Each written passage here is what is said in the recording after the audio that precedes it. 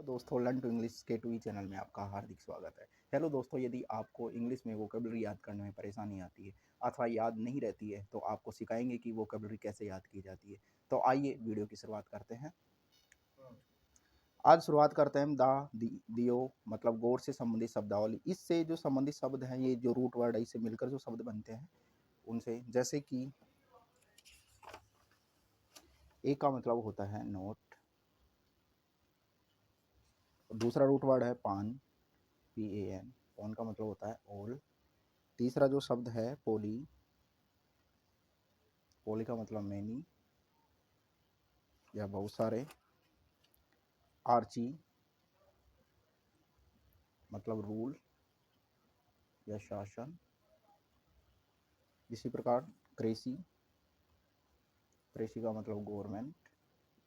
जो नेक्स्ट शब्द है डाइक, डाइक का मतलब होता है जस्टिस, मतलब न्याय से संबंधित, न्याय से रिलेटेड है ये। ओलॉजी, ओलॉजी का मतलब होता है स्टडी ऑफ, अध्ययन से संबंधित है। फोबिया, फोबिया का मतलब होता है एबनॉर्मल फियर।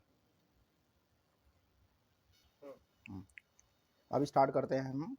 पहला शब्द है एथिज्म। ए का मतलब होता है नोट, दा, दा का मतलब होता है God. Believe that the God does not exist, मतलब ऐसा विश्वास जिसमें भगवान का अस्तित्व नहीं है, उसको एथीज्म कहा जाता है। जिसका इसका एंटीनिम्स है थीज्म।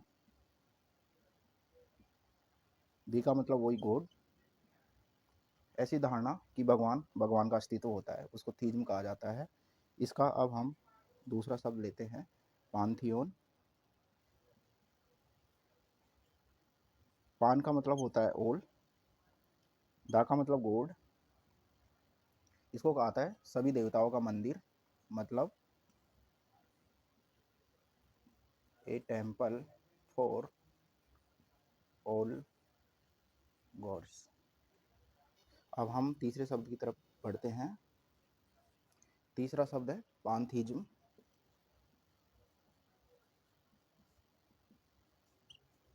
पान का मतलब होता है ऑल, डी का मतलब हम गॉड से संबंधित होता है, इसको कहा जाता है सर्वेश्वरवाद।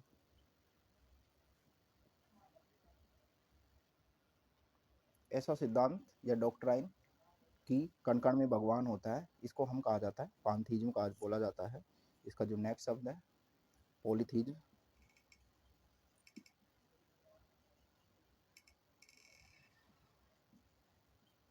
पोली का मतलब होता है मैनी, डी का मतलब गॉड, इसका मतलब होता है बहुदेववाद, अनेक देवताओं में विश्वास करना। The belief, the belief in more than one God. अब हम आगे बढ़ते हैं। नेक्स्ट शब्द है एथीस्ट। एथीस्ट का मतलब होता है नास्तिक। हम जानते हैं कि ए का मतलब होता है नोट, डी का मतलब होता है गॉड, मतलब a person who does not believe in God, ऐसा व्यक्ति जो भगवान के अस्तित्व पर विश्वास नहीं करता है, उसको एथीस्ट कहा जाता है, मतलब नास्तिक व्यक्ति कहा जाता है उसका। और इसका जो दूसरा शब्द है थीस्ट, डी का मतलब यहाँ पे गॉड से है, इसका मतलब होता है आस्तिक, भगवान के अस्तित्व, इसको आस्तिक कहा जाता है। A person who believes in God, उसको आस्तिक कहा जाता है। नेक्स्ट शब्द है थीज।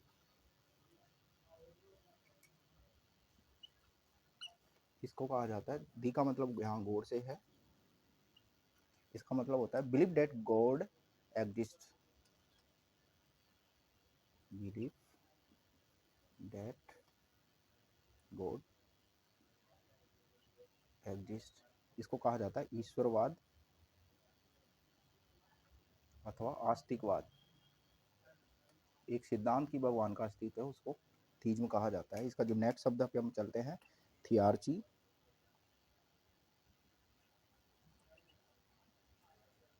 धा का मतलब गॉड से है, और ए आर्ची, आर्ची का मतलब होता है रूल, यानी कि ऐसा शासन जो भगवान के द्वारा या उसके रिप्रेजेंटेटिव के द्वारा शासन किया जाता है, जिसको देवतंत्र, देवतंत्र या देव शासन या धर्म पर आधारित शासन, धर्म पर आधारित शासन कहा जाता है, उसको बोला जाता है थियार्ची। का जो नेक्स्ट वर्ड है थियोसेंट्रिक।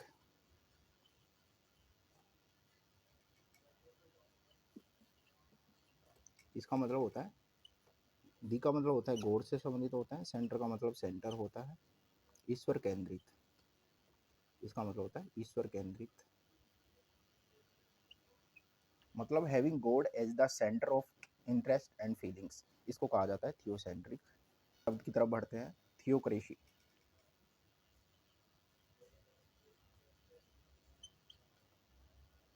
थियोक्रेसी का मतलब होता है धर्म पर आधारित शासन अथवा धर्मतंत्र।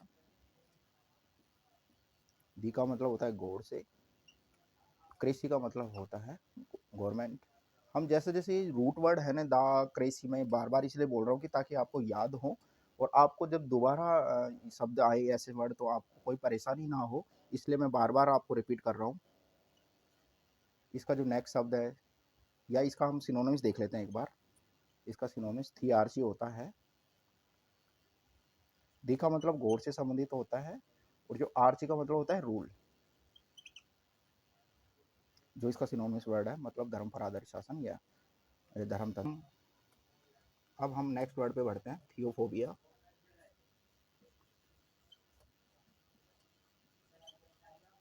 यहाँ पे दा का मतलब तो वही गॉड होता है, और जो फोबिया है उसका मतलब होता है एब नॉर्मल फियर। किसी भी चीज़ से डर होता है ना वो, तो ईश्वर के प्रकोप का असामान्य भय थियोफोबिया का मतलब होता है, ईश्वर के प्रकोप का असामान्य भय या डर। इसका जो नेक्स्ट शब्द हम चलते हैं, थियोडिक्सी। यहाँ पे दा का मतलब वही गॉड से है, डिक्सी का मतलब होता है जस्टिस।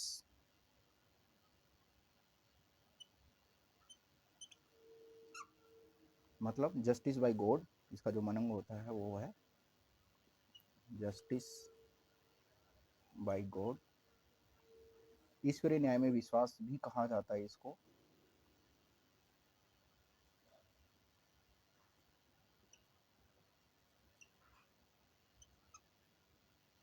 अब हम आगे बढ़ते हैं, theosophy.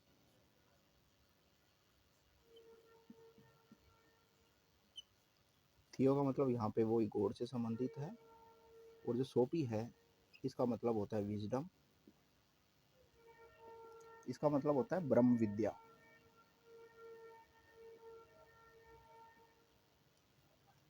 The philosophy about mystical nature of God, इसको कहा जाता है थियोसॉफी। एक एज ए वन वर्ड भी यूज किया जाता है। अब हम जो इसका जो नेक्स्ट शब्द है थियोलॉजी।